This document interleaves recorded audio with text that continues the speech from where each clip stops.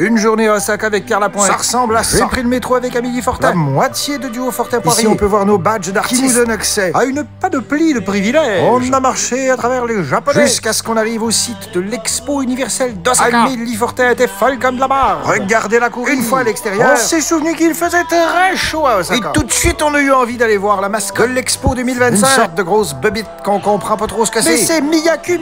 Amélie Fortin et moi, on s'en pouvait plus. Regardez comme elle est belle. Regardez comme cette mascotte procure de la joie chez les humains qui la côtoient. Wouhou! Wow.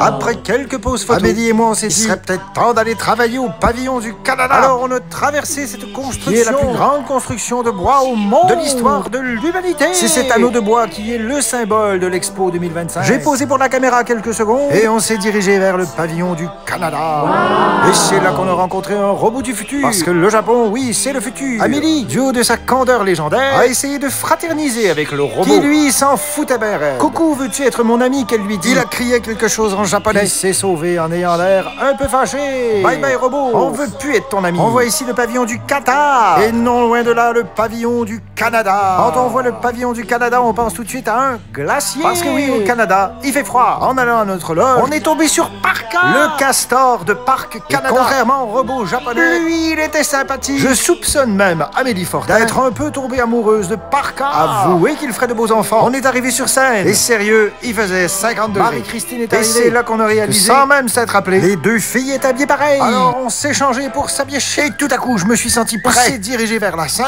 accompagné de Sylvain Xavier du Centre national des arts du Canada. On est allé sur scène, présenter mes belles chansons tristes au public japonais. Et on a fait un malheur. Osaka, je sais que devant tant de beauté, jamais tu ne t'en remettras. Là-dessus, je vous dis bisous bisous.